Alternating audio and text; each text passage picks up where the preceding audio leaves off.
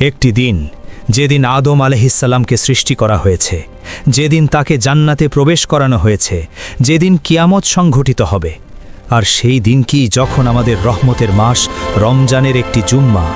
একটু চিন্তা করুন, এই দিনটির প্রতিটি মুহূর্ত, প্রতিটি সেকেন্ড আমাদের হাতে একটি করে অমূল্য রত্ন তুলে দিচ্ছে। কিন্তু আমরা কি তা দেখতে পাচ্ছি? আল্লাহর নামে শুরু করছি, যিনি রহমান, যিনি রহিম। আলহামদুলিল্লাহ। আজ শুক্রবার, পবিত্র রমজান মাসের তৃতীয় জুম্মা। দুটি মহান মুহূর্ত একসাথে মিলিত হয়েছে আজকের এই দিনে। একদিকে সপ্তাহের সেরা দিন জুম্মা, অন্যদিকে বছরের সেরা মাস রমজান। এই দুইয়ের মিলন মানুষের জীবনে কতটা বড় সুযোগ, তা আমরা আজ বিশুদ্ধ হাদিস ও কুরআনের আলোকে জানব। মনোযোগ দিয়ে শুনুন, কারণ এই কথাগুলো আজকের এই দিনটিকে আপনার জীবনের সবচেয়ে মূল্যবান দিনগুলোর একটি করে দিতে পারে। প্রথমেই জুম্মার দিনের মর্যাদার কথা বলি। রাসূলুল্লাহ সাল্লাল্লাহু আলাইহি ওয়াসাল্লাম বলেছেন, সূর্য যেসব দিনে উদয় হয় তার মধ্যে সবচেয়ে উত্তম দিন হলো জুম্মার দিন। এই দিনে আদম আলাইহিসসালামকে সৃষ্টি করা হয়েছে, এই দিনে তাকে জান্নাতে প্রবেশ করানো হয়েছে, এই দিনে তাকে জান্নাত থেকে বের করা হয়েছে, আর কিয়ামতও এই দিনেই সংঘটিত হবে। সহি মুসলিম। একটু থামুন, আদম আলাইহিসসালামের সৃষ্টি এই দিনে, জান্নাতে প্রবেশ এই দিনে, কিয়ামত এই দিনে। এই একটি দিনে মানবজাতির ইতিহাসের সবচেয়ে বড় ঘটনাগুলো ঘটেছে এবং ঘটবে। তাহলে এই দিনটি কতটা মহান তা বলার অপেক্ষা রাখে না। রাসূলুল্লাহ সাল্লাল্লাহু আলাইহি ওয়াসাল্লাম আরও বলেছেন, জুম্মার দিন হল সপ্তাহের দিনগুলোর মধ্যে সর্দার। আল্লাহর কাছে এটি সবচেয়ে মর্যাদাবান দিন। আল্লাহর কাছে এই দিনটি ঈদুল আজহা ও ঈদুল ফিতরের দিন চেয়েও মর্যাদাবান। সহি ইবনে মাজা। ঈদের দিন চেয়েও মর্যাদাবান। আমরা ঈদের দিনকে কতটা গুরুত্ব দিই, কিন্তু জুম্মার দিন তার চেয়েও বেশি মর্যাদাবান, অথচ আমরা জুম্মার দিনকে সেই গুরুত্ব দেই না। এবার রমজানের জুম্মার বিশেষ মর্যাদার কথা বলি। আলেমগণ বলেছেন, রমজান মাসের জুম্মা হলো বছরের সেরা জুম্মা, কারণ দুটি মহান মুহূর্ত একসাথে মিলিত হয়েছে। রমজান মাসের প্রতিটি আমলের সওয়াব ৭০ গুণ বেড়ে যায়, আর জুম্মার দিনের আমলের সওয়াব এমনিতেই বহুগুণ বেশি। তাহলে রমজানের জুম্মায় আমল করলে কতটা সওয়াব হবে তা একটু ভাবুন। আল্লাহ সুবহানাহু ওয়া তাআলা আমাদের জন্য এই সুযোগ তৈরি করে দিয়েছেন। আমরা কি এই সুযোগ নষ্ট করব? এখন জুম্মার দিনের সেই বিশেষ মুহূর্তের কথা বলি। রাসূলুল্লাহ সাল্লাল্লাহু আলাইহি ওয়াসাল্লাম বলেছেন, জুম্মার দিনে এমন একটি মুহূর্ত আছে যে মুহূর্তে কোনো মুসলিম বান্দা আল্লাহর কাছে যা চায় আল্লাহ তাকে তা দিয়ে দেন। সহি বুখারী ও মুসলিম। সেই মুহূর্তটি কোনটি?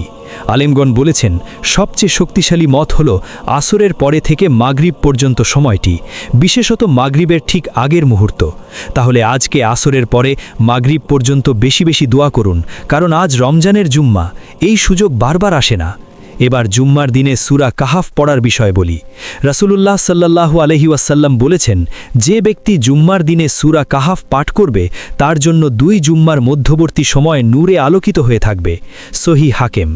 2 জুম্মার মধ্যবর্তী 7 দিন নূরে আলোকিত, শুধু একটি সূরা পড়ার বিনিময়ে।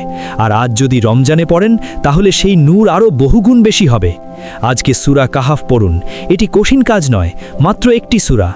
এখন জুম্মার দিনে দুরুদ পড়ার ফজিলতের কথা বলি। রাসূলুল্লাহ সাল্লাল্লাহু আলাইহি ওয়াসাল্লাম বলেছেন, তোমরা জুম্মার দিনে আমার ওপর বেশি বেশি দরুদ পড়ো, কারণ তোমাদের দরুদ আমার কাছে পেশ করা হয়। সহি আবু দাউদ। রাসূলুল্লাহ সাল্লাল্লাহু আলাইহি ওয়াসাল্লামের কাছে আমাদের দরুদ পৌঁছানো হয়। এর চেয়ে সুন্দর সুযোগ আর কি হতে পারে? আজকে বেশি বেশি দরুদ পড়ুন, বিশেষ করে দরুদে ইব্রাহিম। এবার রমজানের জুম্মায় গোসল আর পরিষ্কার পরিচ্ছন্নতার কথা বলি। রাসূলুল্লাহ সাল্লাল্লাহু আলাইহি ওয়াসাল্লাম বলেছেন, যে ব্যক্তি জুম্মার দিনে গোসল করে, সুগন্ধি ব্যবহার করে, সুন্দর পোশাক পরে এবং মসজিদে যায়, তার প্রতিটি পদক্ষেপের জন্য 1 বছরের নামাজ ও রোজার সওয়াব লেখা হয়। সহি তিরমিজি। 1 বছরের নামাজ ও রোজার সওয়াব শুধু গোসল করে মসজিদে যাওয়ার বিনিময়ে, প্রতিটি পদক্ষেপে। তাহলে আজকে জুম্মার নামাজে যাওয়ার আগে গোসল করুন, সুগন্ধি লাগান, সুন্দর পোশাক পরুন। এখন জুম্মার নামাজের গুরুত্বের কথা বলি। আল্লাহ সুবহানাহু ওয়া তাআলা সূরা জুমুয়ার 9 নম্বর আয়াতে বলেছেন, হে ঈমানদারগণ, জুম্মার দিনে যখন নামাজের আজান দেওয়া হয় তখন তোমরা আল্লাহর স্মরণের দিকে দ্রুত ধাবিত হও এবং ক্রয় বিক্রয় ছেড়ে দাও। এটাই তোমাদের জন্য কল্যাণকর। যদি তোমরা জানতে, আল্লাহ নিজে নির্দেশ দিচ্ছেন, দ্রুত ধাবিত হও, ক্রয় বিক্রয় ছেড়ে দাও। এটা শুধু একটি আমন্ত্রণ নয়, এটা আল্লাহর সরাসরি হুকুম। রাসূলুল্লাহ সাল্লাল্লাহু আলাইহি ওয়াসাল্লাম বলেছেন, যে অবহেলা করে 3টি জুম্মা ছেড়ে দেয় আল্লাহ তার হৃদয়ে মোহর মেরে দেন। সহি তিরমিজি। হৃদয়ে মোহর মেরে দেন মানে হৃদয় শক্ত হয়ে যায়, হেদায়েতের আলো ঢোকা বন্ধ হয়ে যায়। এই শাস্তির কথা ভাবলেই শরীর কেঁপে ওঠে।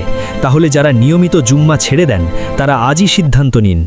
এবার জুম্মার দিনে আগে আগে মসজিদে যাওয়ার ফজিলতের কথা বলি। রাসূলুল্লাহ সাল্লাল্লাহু আলাইহি ওয়াসাল্লাম বলেছেন, জুম্মার দিনে মসজিদের দরজায় ফেরেশতারা দাঁড়িয়ে আগে আগে আসা মানুষদের নাম লিখতে থাকেন, আর আল্লাহ তাআলা তার বান্দাদের দিকে রহমতের দৃষ্টি দেন। সহি মুসলিম। আল্লাহর রহমতের দৃষ্টি। আজকের এই পবিত্র জুম্মারে আল্লাহর রহমতের দৃষ্টি পেতে চাইলে মসজিদে যান, ইবাদত করুন, তওবা করুন। ভাইরা, আমরা জানি না আগামী রমজানের জুম্মা দেখার সুযোগ আমাদের হবে কিনা। এই মুহূর্তটি যদি চলে যায় তাহলে আর ফিরে আসবে না। রমজানের এই তৃতীয় জুম্মা একটি, এই দিনটি একটি। তাহলে আজকের প্রতিটি মুহূর্তকে আল্লাহর ইবাদতে ব্যয় করুন। ইমাম গাজ্জালি রাহিমাহুল্লাহ বলেছেন, বুদ্ধিমান সেই মানুষ যে প্রতিটি মুহূর্তকে আল্লাহর দিকে এগিয়ে যাওয়ার সুযোগ হিসেবে ব্যবহার করে। আজকের এই মুহূর্তটি সেই সুযোগ। আজকের এই পবিত্র জুম্মায় আপনার কাছে আমার একটাই অনুরোধ, এই ভিডিওটি আপনার পরিবারকে পাঠান, বন্ধুদের পাঠান। হয়তো একটি শেয়ার কারো জীবন বদলে দিতে পারে। কারণ রাসূলুল্লাহ সাল্লাল্লাহু আলাইহি ওয়াসাল্লাম বলেছেন, যে ব্যক্তি কাউকে ভালো কাজের দিকে পথ দেখায় সে সেই কাজ করার সমান সওয়াব পায়। সহি মুসলিম। আল্লাহ সুবহানাহু ওয়া তাআলা আমাদের এই পবিত্র রমজানের জুম্মাকে কবুল করুন, আমাদের সকল দোয়া পূরণ করুন, আমাদের গুনাহ মাফ করুন, আমাদের রোজা কবুল করুন, আমাদের জুম্মার নামাজ কবুল করুন, আমাদের এই রমজানকে আমাদের জীবনের সেরা রমজান করুন এবং আমাদের পরিবার ও প্রিয়জনদের সবাইকে জান্নাতুল ফিরদাউসে একসাথে রাখুন। জুম্মা মুবারক। আল্লাহুম্মা ইন্নাকা আফুউন তুহিব্বুল আফওয়া ফাফু আন্নি। হে আল্লাহ, তুমি ক্ষমাশীল, তুমি ক্ষমা করতে ভালোবাসো, তাই আমাকে ক্ষমা করো। আমিন।